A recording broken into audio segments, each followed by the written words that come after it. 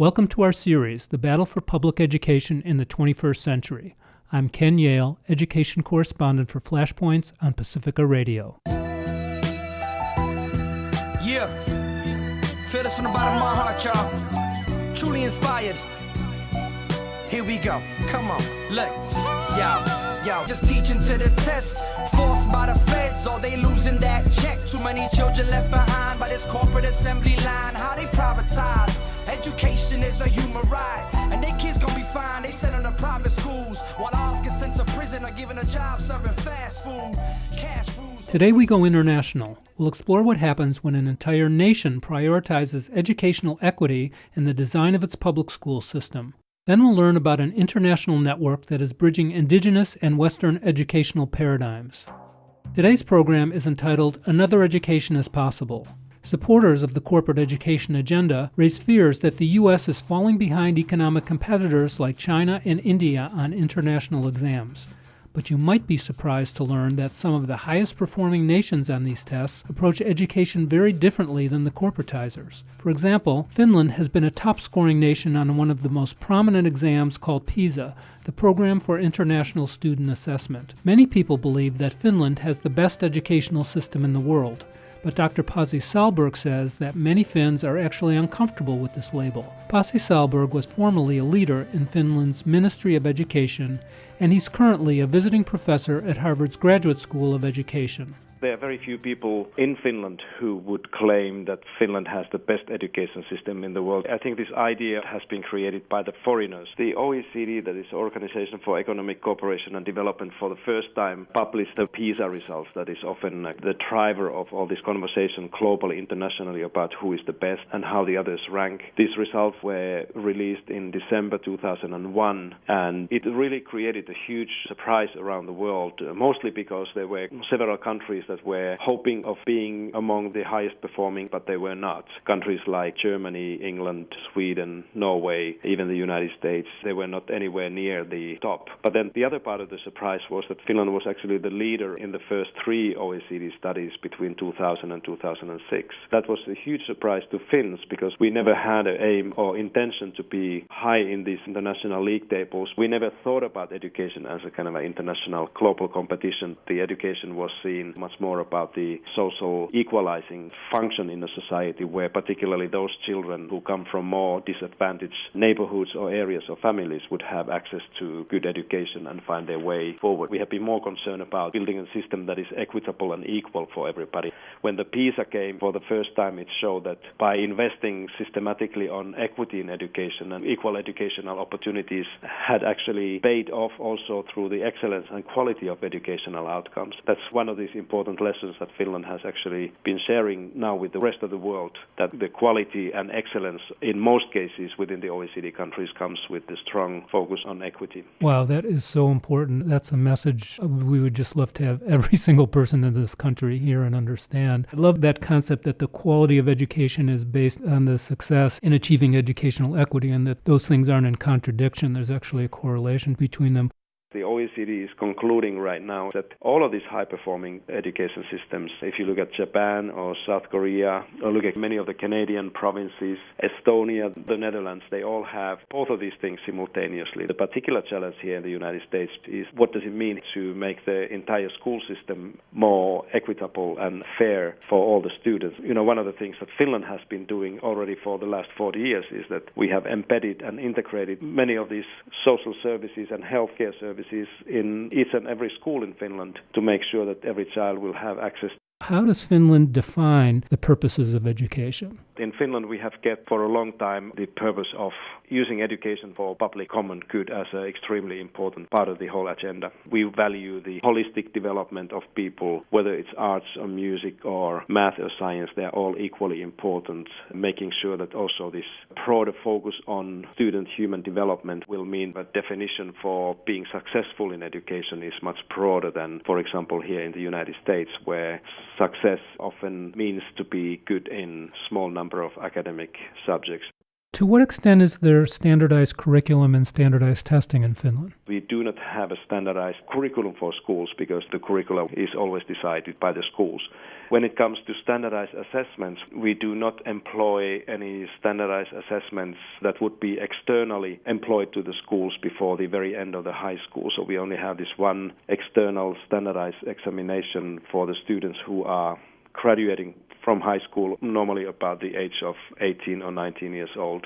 This final examination, like the whole high school structure, is very personalized. If we have a student who needs a little bit more time to, learn for the exam or develop their skills, for example, in English or mathematics, they can take the exam when they feel that they are ready. If they fail twice, they have to do the whole examination again, and if they still don't succeed, then some of them may go to study in vocational schools or adult education institutions or something like this. But the number of those students who, in the end, do not graduate and matriculate in this final examination is fairly small. I think we speak about 1 or 2% of students. What would you say to those who claim that there is no real valid comparison between Finland and the U.S. because Finland is more homogenous and the U.S. has a lot more cultural or linguistic diversity or special needs?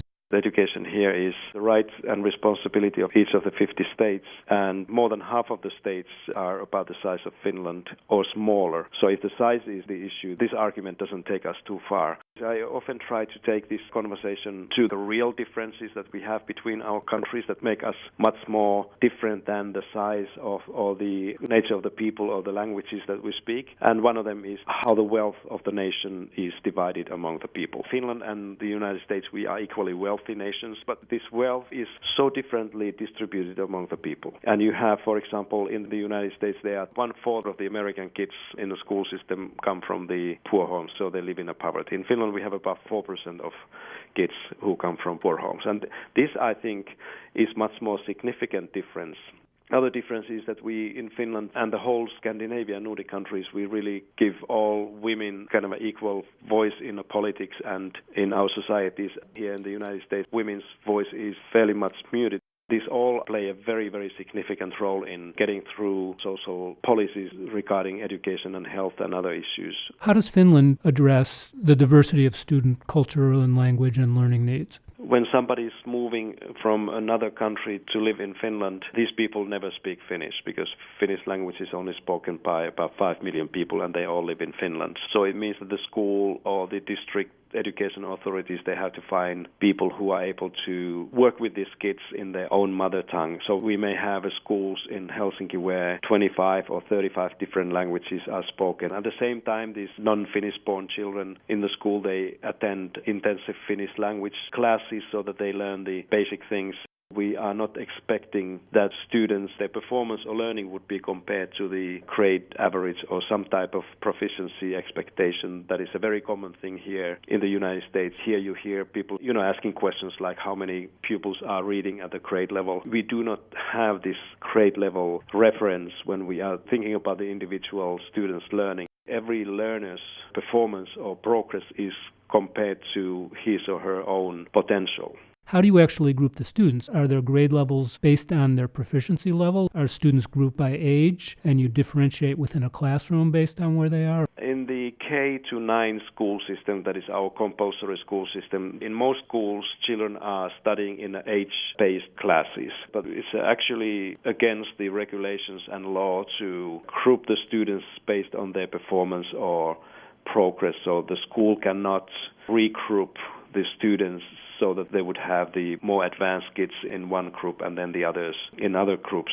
It's quite the opposite. The responsibility of the school principal in Finland is to make sure that every classroom in that school is socially mixed and that the children must study in a socially diverse classrooms. You can be successful in a Finnish system by beating your own odds where you come from. It doesn't mean that you need to have a grade A or B or something like this to be successful. You can succeed in school if you do better than you would actually do given all your conditions and circumstances where you come from. And this is creating a completely different definition, of course, for the failure as well. Right. So it sounds like it's more about helping the individual student gain mastery over the material in their own pace as opposed to how does the student compare to another student of the same age exactly at a particular moment in time. Yeah. So what happens if a student is significantly behind academically? How is that student supported? If there is an individual who is about to be left behind academically, these individuals often will receive intensified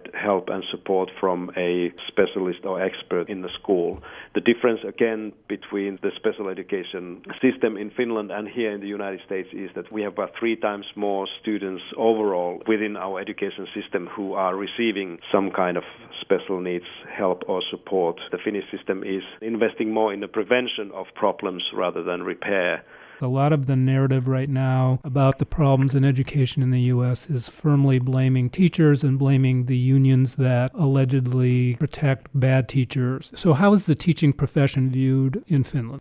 There was a survey a few years ago that asked Finnish adults if they were about to get married again, what would be the ideal profession for this imaginary spouse. And the teacher was very high. I think it was number 1 among Finnish men, and it was number 2 profession among Finnish women just after medical doctor, which indicates that somehow Finnish people see teachers not only as high professionals, but also that they have a very positive image in a society. What kind of training or support or collaboration is available to teachers? All teachers in Finland must have an advanced academic degree, meaning the master's degree. Teaching in Finland is really a team sport. When you work in a school, you never use the wordings like, these are my students. It's always that the teachers see the students and children in the school as their common students.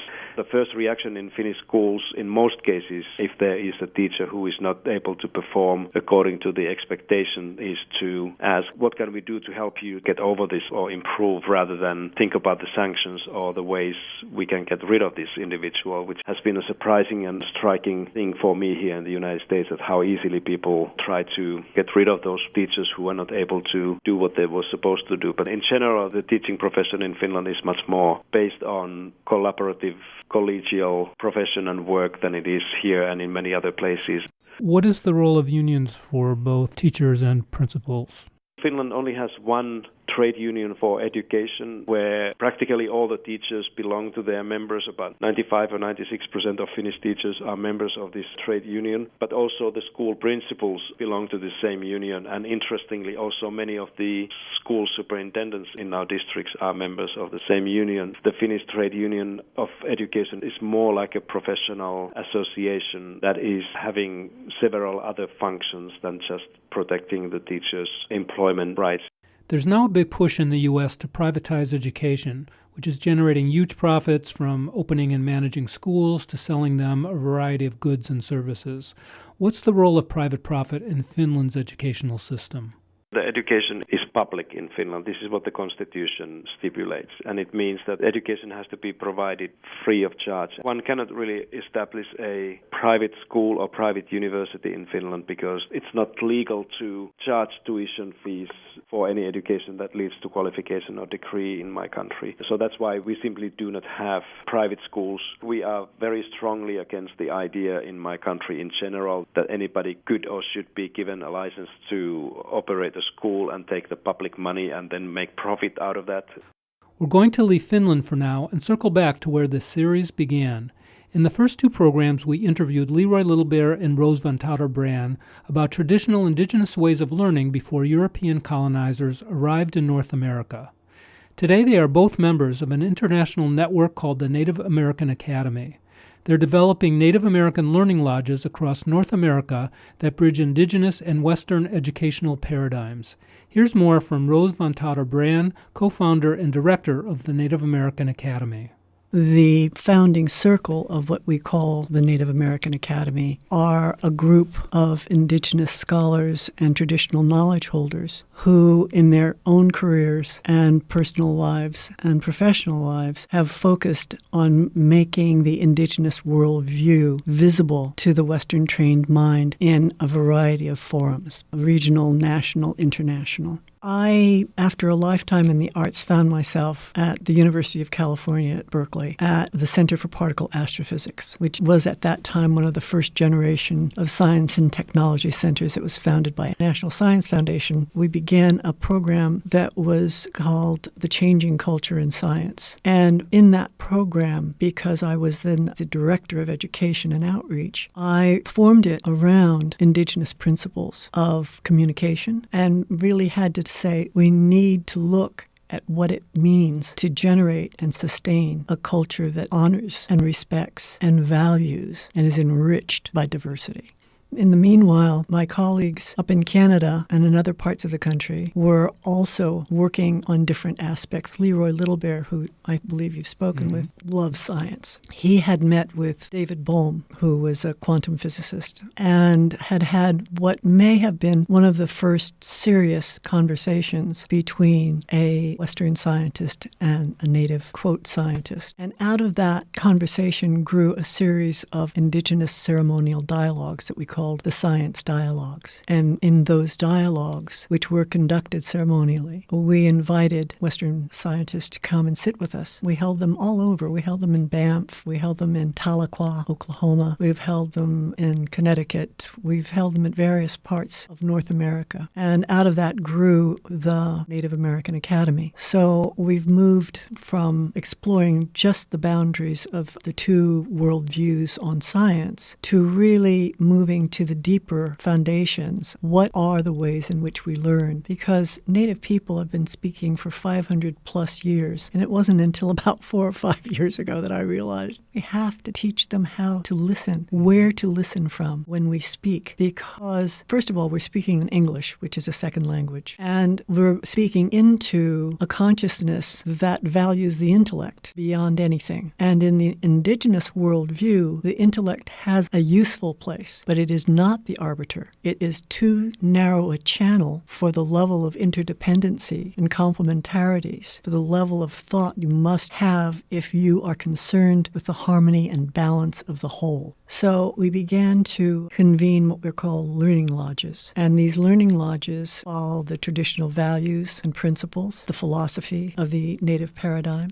In those lodges, we're offering a portal not so much to what we know, but how we come to know it. Because by understanding that, by reawakening in the Western-trained mind the senses, not just the 5 conventional, but the entire body as an organ for sensing, and the deeper senses, the metaphorical, that sense of honor, the sense of justice, the sense of belonging, that is all a part of the learning. It cannot be separated. So these seem like impossible. You know, you've got Western thought which fragments and studies something in a very narrow frame and very deeply, and then you have the indigenous worldview which concerns itself with the whole and its balance and its harmony and its relationship. So our work is about bringing those two worldviews into a mutually beneficial, ethical relationship out of which can emerge the knowledge that we need now. We cannot engineer environmental changes. They are beyond human capacity. However, we can open a space where we are consciously practicing holding divergent views as valid and equal to our own. And out of that, not only can new knowledge emerge, but the act of doing that opens a space in which transformation itself can occur.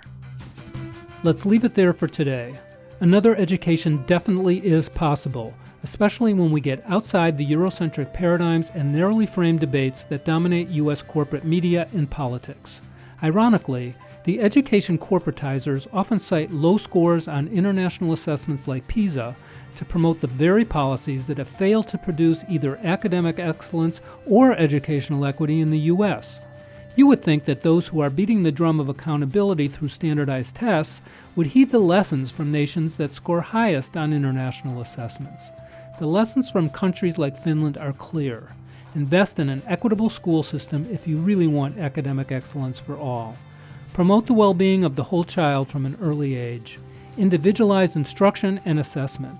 Support teachers and their unions rather than blaming them, and preserve education as a human right that should never be exploited for private profit.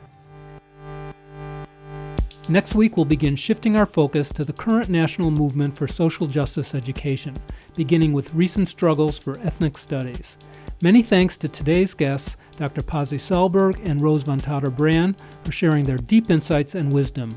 Check out the Flashpoints website at flashpoints.net to hear all the programs and the full interviews used to make them. For Flashpoints on Pacifica Radio, I'm Ken Yale. The executive producer of Flashpoints is Dennis Bernstein. Technical director is Mike Biggz.